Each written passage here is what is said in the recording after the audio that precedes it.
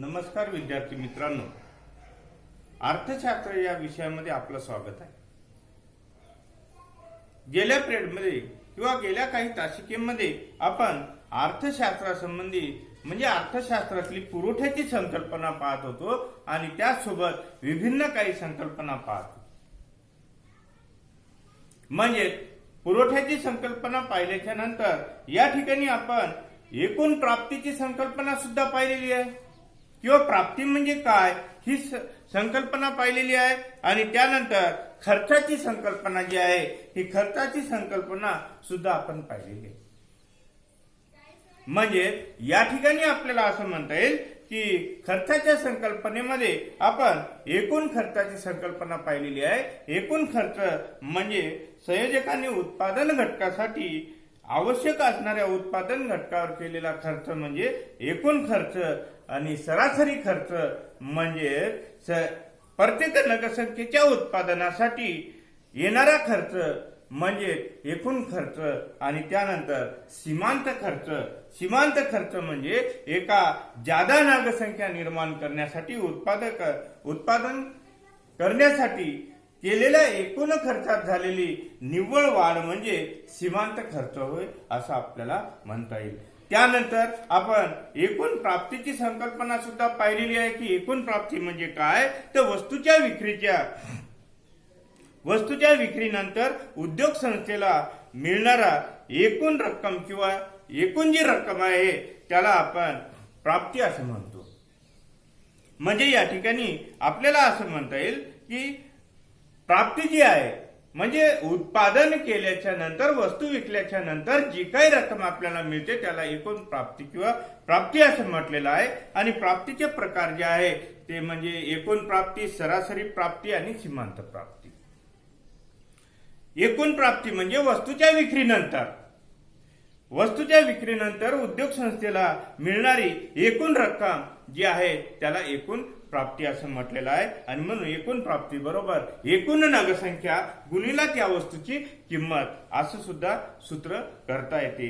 त्यानंतर सरासरी प्राप्ती म्हणजे नगरसंख्येच्या विक्रीनंतर मिळणारी रक्कम म्हणजे सरासरी प्राप्ती होय.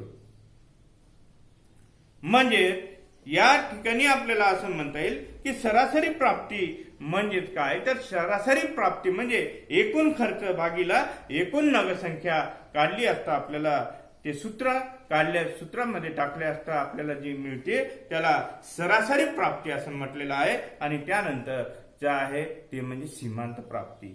सीमांत प्राप्ती म्हणजे एक जादा नगरसंख्येच्या विक्रीनंतर एक जास्तीचा नगरसंख्या निर्माण केल्याच्या नंतर किंवा विकल्याच्या नंतर एकूण प्राप्तीत झालेल्या निव्वळ वाढ म्हणजे सीमांत प्राप्ती होय हे आपल्याला असं म्हणता येईल. आणि म्हणून सीमांत प्राप्ती म्हणजे काय तर सीमांत प्राप्ती म्हणजे या ठिकाणी आपल्याला असं म्हणता येईल की एक नगरसंख्येच्या विक्रीनंतरची प्राप्ती वजा एकूण प्राप्ती म्हणजेच या ठिकाणी सीमांत प्राप्ती होय असं आपल्याला म्हणता येईल. म्हणजे या ठिकाणी आपल्याला एकूण प्राप्ती म्हणजे काय आणि खर्च म्हणजे काय हे संकल्पना समजल्याच्या नंतर आपल्याला पुढे चालून बाजाराचे प्रकार जे आहेत हे बाजाराचे प्रकार हे संकल्पना आपल्याला पाहावी लागते. बाजाराचे प्रकार मग बाजार म्हणजे काय हे आपल्याला पाहावं लागणार. बाजाराचे प्रकार पाहत असताना आपल्याला बाजाराचे प्रकार पाहावे लागतात आणि बाजाराचे प्रकार किंवा बाजार म्हणजे काय हे आपल्याला पाहावं लागतात. आणि बाजार म्हणजे काय तर ढोबळ मानाने आपण असं म्हणू शकतो की बाजार म्हणजे एखादं विशिष्ट ठिकाण किंवा स्थळ. एखादं विशिष्ट ठिकाण किंवा स्थळ की ज्या ठिकाणी वस्तू आणि सेवांची खरेदी विक्री केली जाते. म्हणजे थोडक्यामध्ये आपल्याला ढोबळमानाने आपण असं म्हणू शकतो की बाजार म्हणजे काय तर बाजार म्हणजे एखादं स्थळ किंवा ठिकाण की ज्या ठिकाणी वस्तूची खरेदी आणि विक्री केली जाते अशा ठिकाणाला बाजार असं म्हटलेलं. ज्या ठिकाणी वस्तूची खरेदी विक्री केली जाते अशा ठिकाण याला बाजार असं आपण ढोबळमानाने म्हणू शकतो. आणि म्हणून या ठिकाणी बाजार म्हणजे काय, तर बाजार म्हणजे थोडक्यात ढोबळमानानं असं म्हणता येईल की बाजार म्हणजे ज्या ठिकाणी वस्तूची खरेदी विक्री केल्या जात असते त्या ठिकाणाला बाजार असं म्हटलं गेलेलं आहे. पण खऱ्या अर्थानं बाजाराची जी संकल्पना आहे ही बाजाराची संकल्पना अर्थशास्त्रामध्ये ही जी आहे ही खऱ्या अर्थानं आपल्याला अर्थशास्त्रामध्ये पाहत असताना असं म्हणावं लागते की ज्यामध्ये विक्रेते व ग्राहक असं एखादी व्यवस्था आहे की ज्यामध्ये विक्रेते व किंवा एखादा असं ठिकाण किंवा या ठिकाणी आपल्याला असं म्हणता येईल की एक विशिष्ट ठिकाण नसून त्या ठिकाणी आपल्याला असं म्हणता येईल की ज्यामध्ये विक्रेते व ग्राहक प्रत्यक्ष किंवा अप्रत्यक्षरित्या एकमेकाच्या संपर्कामध्ये येतात आणि वस्तू व सेवांची देवाणघेवाण केली जात असते, याला बाजार असं म्हटलेलं. ढोबळमानानं आपण असं म्हटलेलं आहे, पहिले बाजाराची संकल्पना पाहत असताना ढोबळमानानं आपण असं म्हटलेलं आहे की बाजार म्हणजे काय, तर बाजार म्हणजे एखादा असं विशिष्ट ठिकाण की ज्या ठिकाणी वस्तूची देवाणघेवाण केल्या जाते, खरेदी विक्री केल्या जाते, अशाला बाजार असं म्हणतात. पण अर्थशास्त्रामध्ये जर पाहिलं तर अर्थशास्त्रीय भाषेमध्ये जर विचार केला तर अर्थशास्त्रीय भाषेमध्ये आपल्याला असं म्हणता येईल की ज्यामध्ये विक्रेते आणि ग्राहक जे आहे हे प्रत्यक्ष किंवा अप्रत्यक्षरित्या एकमेकाच्या संपर्कामध्ये येतात आणि वस्तू व सेवांची देवाणघेवाण केल्या जात असते, अशाला बाजारपेठ असं म्हटलेलं आहे. म्हणजे या ठिकाणी आपल्याला असं म्हणता येईल ज्यामध्ये विक्रेते व ग्राहक हे प्रत्यक्ष किंवा अप्रत्यक्षरित्या एकमेकाच्या संपर्कात येतात आणि वस्तू व सेवांची देवाणघेवाण केल्या जात असते, अशाला बाजार असं म्हटलेलं आहे. आणि म्हणून या ठिकाणी आपल्याला बाजार म्हणजे काय, तर बाजार म्हणजे आपण असं म्हणू शकतो की बाजारमध्ये ज्यामध्ये विक्रेते आणि ग्राहक जे आहे हे ग्राहक प्रत्यक्ष किंवा अप्रत्यक्षरित्या एकमेकाच्या संपर्कात येतात आणि वस्तू व सेवांची देवाणघेवाण केल्या जात असते, अशाला बाजार असं म्हटलेलं आहे. आणि बाजाराची व्याख्या करत असताना कुर्नो नावाचे शास्त्रज्ञ यांनी अशी व्याख्या केलेली आहे की ज्या ठिकाणी वस्तूची खरेदी विक्री केली जाते. कुर्नो यांनी आपला ग्रंथ मांडला आणि आपल्या ग्रंथामध्ये बाजाराची व्याख्या केली आणि बाजाराची व्याख्या करत असताना त्यांनी असं मत मांडलेलं आहे की ज्या ठिकाणी वस्तूची खरेदी विक्री केली जाते असा एखादा विशिष्ट जागा म्हणजे बाजार नसून असा संपूर्ण भूप्रदेश की ज्यामध्ये खरेदीदार आणि विक्रेते यांचा परस्परांशी इतका जवळचा संबंध असतो की ज्यामुळे एकाच प्रकारच्या वस्तूची किंमत सहज व सर्वत्र आणि लवकर समान होण्याची शक्यता असते. आणि म्हणून या ठिकाणी आपल्याला असं म्हणता येईल की ऑगस्टिन कुर्नो यांनी जी व्याख्या केलेली आहे तर या व्याख्येवरून आपल्याला असं म्हणता येईल की संपूर्ण भूप्रदेश किंवा ज्यात खरेदीदार आणि विक्रेते यांचा परस्परांशी इतका जवळचा संबंध असतो की ज्यामध्ये एकाच वस्तूची किंमत सर्वत्र सहज आणि लवकर समान होण्याची शक्यता आहे आणि म्हणून किंवा असते. आणि म्हणून या ठिकाणी अशा ठिकाणाला बाजार असं म्हटलेलं आहे. म्हणजे आपल्याला असं म्हणता येईल की बाजार म्हणजे काय, तर बाजार म्हणजे या ठिकाणी आपल्याला असं म्हणता येईल की बाजार ही एक संभाव्य ग्राहक आणि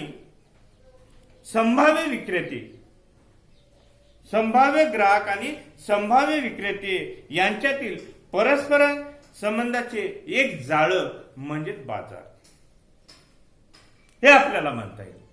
म्हणजे या ठिकाणी आपल्याला असं म्हणता येईल की बाजार म्हणजे काय, तर बाजार म्हणजे संभाव्य ग्राहक आणि संभाव्य विक्रेते यांच्यातील परस्पर संबंधाचे एक जाळं असते आणि या जाळ्यालाच आपण बाजार असं म्हणता येते. आणि म्हणून या ठिकाणी आपल्याला असं म्हणता येईल की बाजार जे आहे, बाजार म्हणजे काय, तर बाजार म्हणजे विक्रेते आणि ग्राहक यांच्यामध्ये प्रत्यक्ष किंवा अप्रत्यक्षरित्या एकमेकांमध्ये संपर्क येत असेल आणि वस्तूंची देवाणघेवाण केली जात असेल त्याला बाजार असं म्हणता येईल. आणि बाजार जे आहे ते बाजार निर्माण होण्यासाठी काही गोष्टी आवश्यक असतात. बाजाराची व्याख्या पाहत असताना बाजार म्हणजे काय पाहिल्याच्या नंतर आपल्याला बाजार निर्माण होण्यासाठी काही गोष्टीची आवश्यकता असलेली आपल्याला दिसून येते. ते म्हणजे या ठिकाणी बाजारात ज्या ठिकाणी किंवा बाजाराचं संकल्पना ज्या ठिकाणी निर्माण होते त्या ठिकाणी ग्राहक आणि विक्रेते हे असायला पाहिजे. दुसरं आहे वस्तू आणि सेवा यांची खरेदी विक्री व्हायला पाहिजे.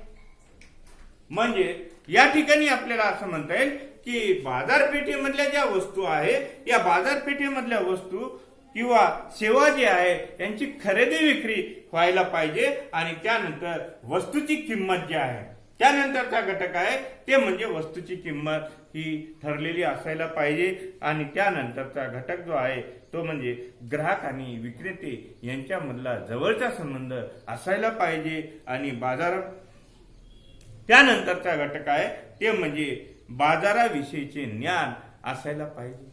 विक्रेत्यांना आणि ग्राहकांना बाजाराविषयीचं ज्ञान असायला पाहिजे. म्हणजे थोडक्यामध्ये आपल्याला असं म्हणता येईल की ग्राहक आणि विक्रेते असायला पाहिजे. ज्या ठिकाणी आपण बाजार ही संकल्पना मांडतो त्या ठिकाणी बाजार ही संकल्पना उदयास येण्यासाठी ग्राहक आणि विक्रेते असायला पाहिजे. वस्तू किंवा सेवांची खरेदी विक्री व्हायला पाहिजे.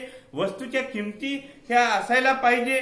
त्या ठिकाणी ग्राहक आणि विक्रेते यांच्यातील जवळचा संबंध आलेला पाहिजे. आणि त्यानंतर बाजाराविषयीचं ज्ञान त्या व्यक्तीला असायला पाहिजे. आणि म्हणून या ठिकाणी आपल्याला असं म्हणता येईल की बाजार म्हणजे काय, तर बाजार म्हणजे थोडक्यात आपल्याला असं म्हणता येईल की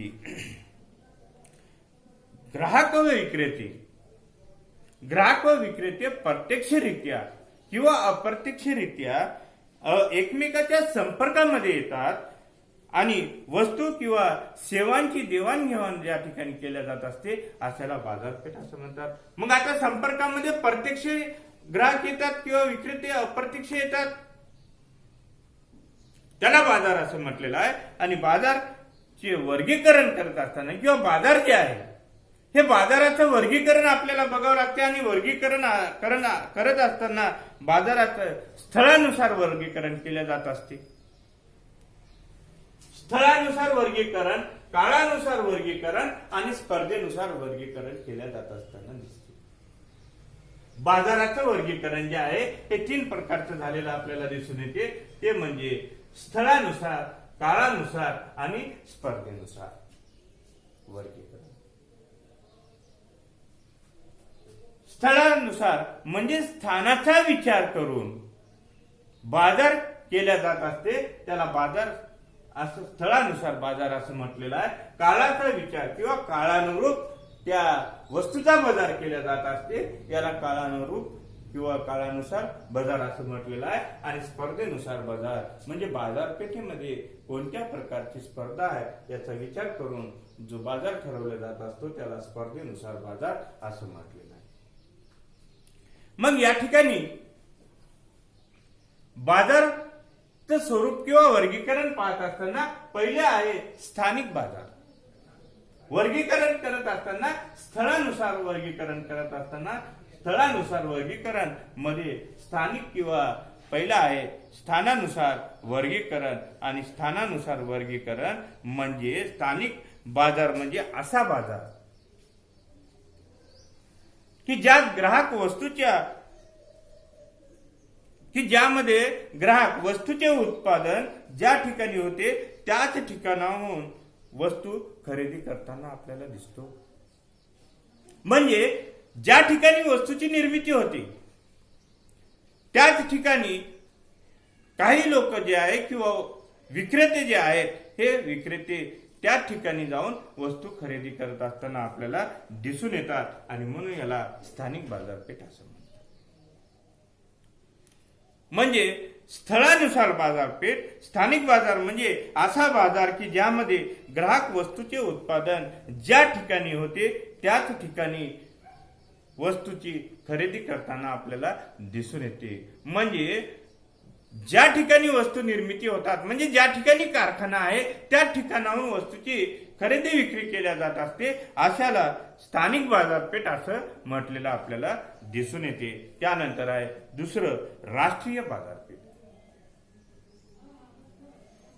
राष्ट्रीय बाजारपेठ म्हणजे हा बाजार देशांतर्गतचा बाजार आहे आणि देशांतर्गतचा बाजार असलेला आपल्याला दिसून येते आणि प्रत्येक राष्ट्रीय बाजारपेठेला त्या देशातील नियम लागू होताना दिसते. म्हणजे या ठिकाणी आपल्याला असं म्हणता येईल की राष्ट्रीय बाजारपेठ म्हणजे काय, तर देशातल्या देशामध्ये ज्या वस्तूची खरेदी विक्रीचे व्यवहार केल्या जात असतात त्याला राष्ट्रीय बाजारपेठ असं म्हणतात. आणि म्हणून या राष्ट्रीय बाजारपेठेला त्या देशातील नियम आणि अटी ज्या आहेत किंवा शर्ती ज्या आहेत ह्या लागू झालेल्या आपल्याला दिसून येतात. आणि म्हणून या ठिकाणी आपल्याला असं म्हणता येईल की राष्ट्रीय बाजारपेठ म्हणजे काय, तर राष्ट्रीय बाजारपेठ म्हणजे देशांतर्गत किंवा राष्ट्रीय बाजार म्हणजे देशांतर्गतला बाजार होय.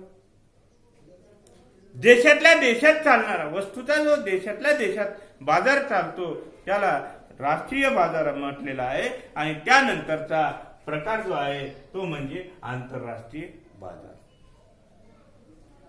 आंतरराष्ट्रीय बाजार म्हणजेच या ठिकाणी आपल्याला असं म्हणता येईल की आंतरराष्ट्रीय बाजारपेठ ही जागतिक बाजारपेठ असून त्यामध्ये राष्ट्रीय सीमा ओलांडून वस्तूचे वस्तू आणि सेवा यांचे आदान प्रदान केल्या जात असते. म्हणजे वस्तूची आयात आणि निर्यात केली जात असते. याला आंतरराष्ट्रीय बाजारपेठ असं म्हटलं आहे.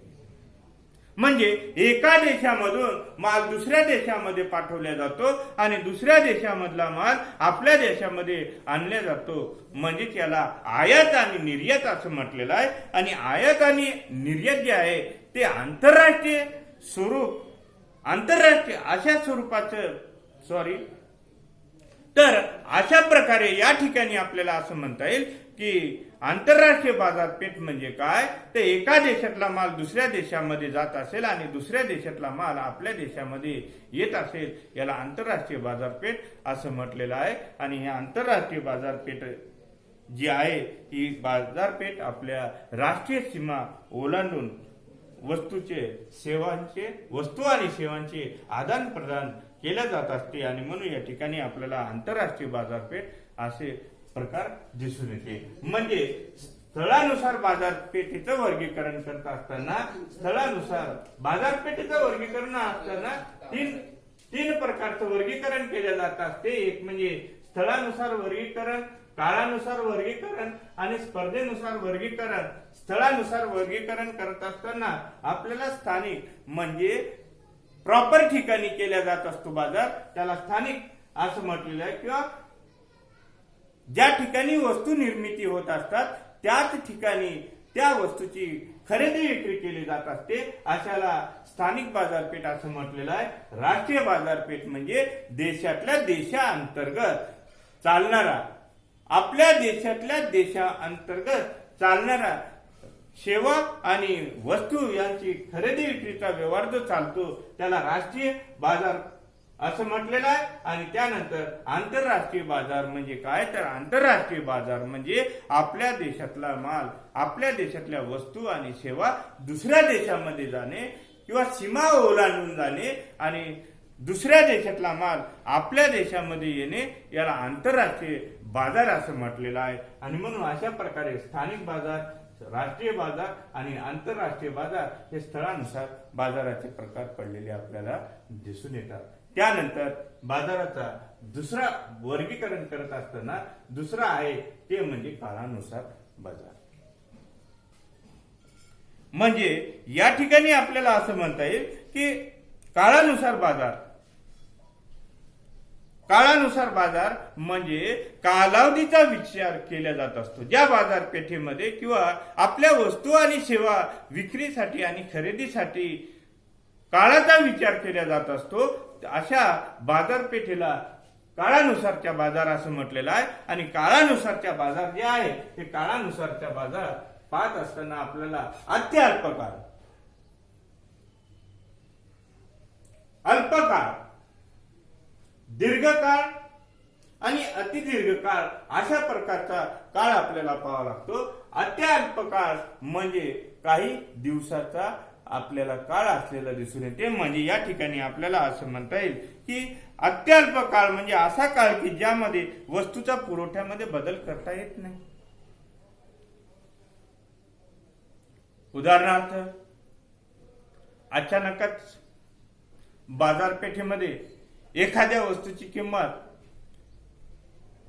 एकदमच वाढली, तर एकदम वाढली असता त्या वस्तूचा पुरवठा आपल्याला अचानकच वाढवता येत नाही. आणि म्हणून या ठिकाणी आपल्याला असं म्हणता येईल की अत्यल्पकाळ, अत्यल्पकाळ म्हणजे वस्तूचा पुरवठा ज्या कालावधीमध्ये वाढवता येत नाही असा कालावधी म्हणजे अत्यल्पकाळ आपल्याला दिसून येते. त्यामुळे वस्तूची किंमत जी आहे ही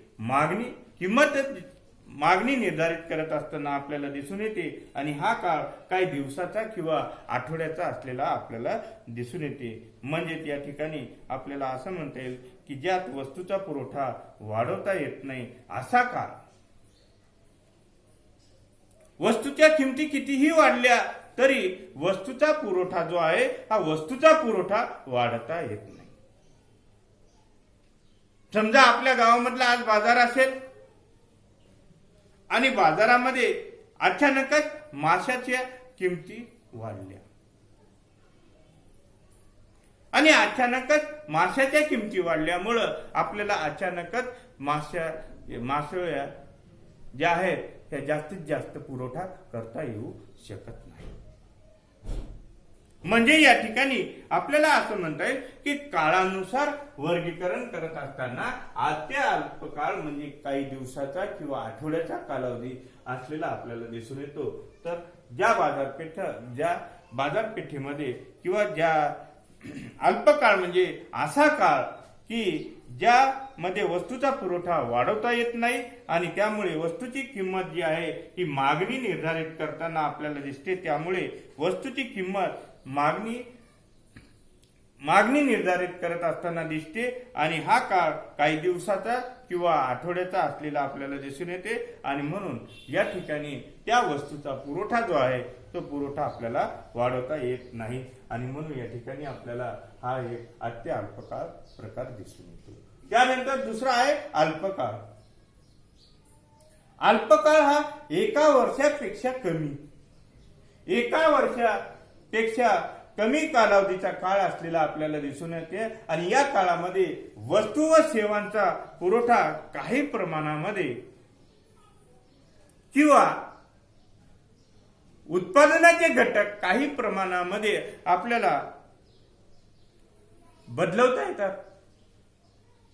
म्हणजे या ठिकाणी काही प्रमाणामध्ये उत्पादन घटकामध्ये बदल करून वस्तूचा पुरवठा वाढवता येणे शक्य असते. आणि म्हणून याला अल्पकाळ असं म्हटलेलं आहे. अल्पकाळ म्हणजे थोडक्यामध्ये असं म्हणता येईल की एका वर्षाच्या आतमधला जो कालावधी आहे त्याला अल्पकाळ असं म्हटलेलं आहे. आणि या अल्पकाळामध्ये आपल्याला उत्पादन साधने जी आहेत ही थोडी बहुत आपल्याला बदलता येतात आणि बदलता येत असल्यामुळं याला अल्पकाळ असं म्हटलेलं आहे. म्हणजे अल्पकाळ जो आहे हा अल्पकाळ बाजाराचा काळानुसारचा दुसरा प्रकार आहे. आणि दुसरा प्रकार असून अल्पकाळ हे जो आहे हा अल्पकाळ म्हणजे एका वर्षाच्या आतमधला कालावधी दिसतो. आणि याच्यामध्ये आपल्याला थोडा बहुत बदल करता येणे शक्य, उत्पादन घटकामध्ये थोडा बहुत बदल करता येणे शक्य होते. अशाला अल्पकाळ असं म्हटलेलं आहे. आणि त्यानंतरचा दीर्घकाळ.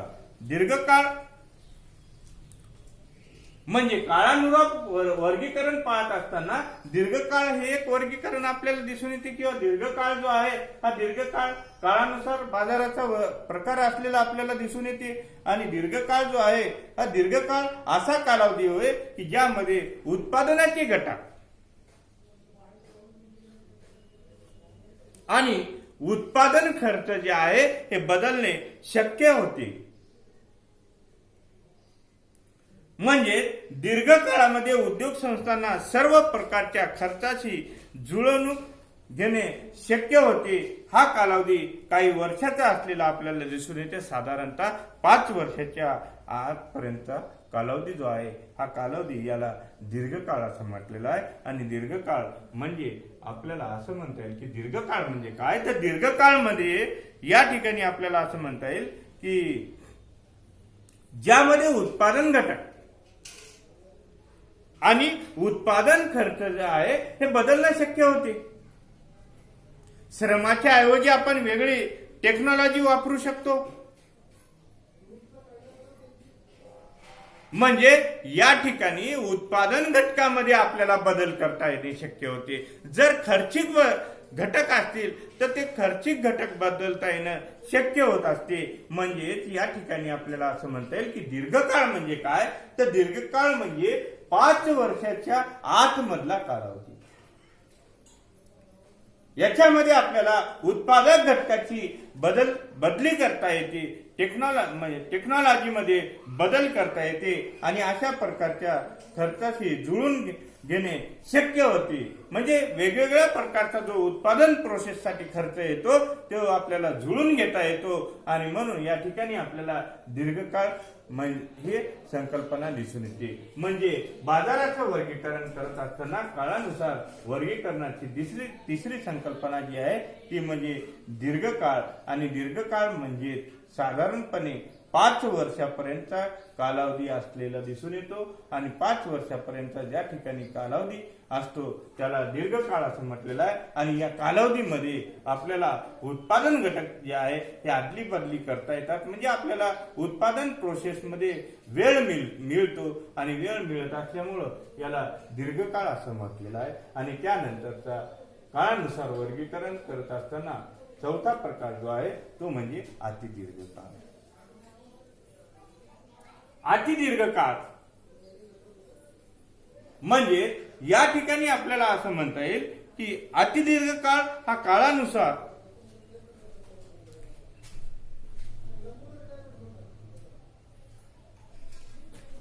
अतिदीर्घकाळ जो आहे हा काळानुसार वर्गीकरण पडलेला आपल्याला दिसून येते.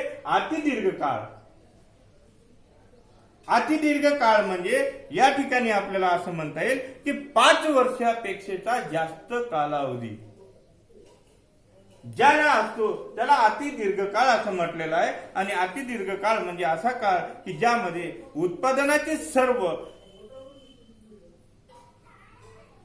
आदाने किंवा उत्पादक घटक आदाने आणि प्रदाने बदलता येणे शक्य असते. असा कालावधी म्हणजे अतिदीर्घकाळ होय आपल्याला.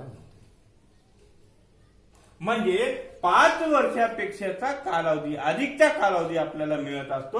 आणि अधिकचा कालावधी मिळत असल्यामुळं या ठिकाणी आपल्याला उत्पादन प्रक्रियेमध्ये प्रचंड स्वरूपाचा बदल करता येऊ शकतो. आणि म्हणून या ठिकाणाला अतिदीर्घकाळ असं म्हटलं गेलं. म्हणजे हा जो काळानुसार वर्गीकरणाचा चौथा प्रकार आपल्याला दिसून येते ते म्हणजे अतिदीर्घकाळ. अतिदीर्घकाळ म्हणजे 5 वर्षापेक्षाचा ज्या बाजारपेठेमध्ये कालावधी असतो त्याला अतिदीर्घकाळ असं म्हटलेलं आहे. आणि अतिदीर्घकाळ जो आहे हा अतिदीर्घकाळ याच्यामध्ये आपल्याला उत्पादनाची सर्व आदाने जे आहे किंवा स्थिर घटक जे आहेत किंवा बदलते घटक आहेत. स्थिर घटक म्हणजे कारखान्याची जागा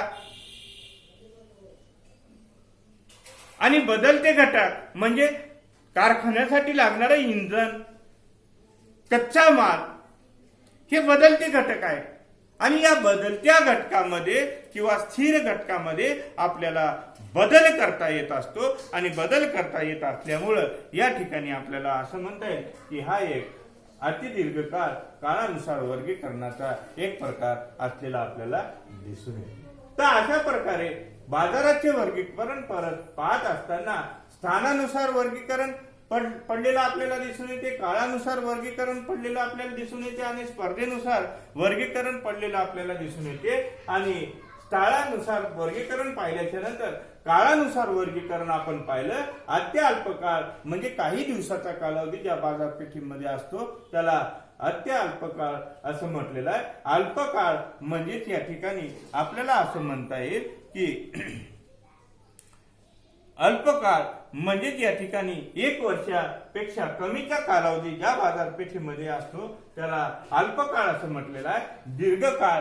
म्हणजे 5 वर्षाच्या आतचा जो कालावधी असतो याला दीर्घकाळ असं म्हटलेलं आहे आणि अतिदीर्घकाळ म्हणजे या ठिकाणी आपल्याला असं म्हणता येईल की 5 वर्षापेक्षाचा जास्तीचा जो कालावधी असतो त्याला अतिदीर्घकाळ असं म्हटलेलं आहे।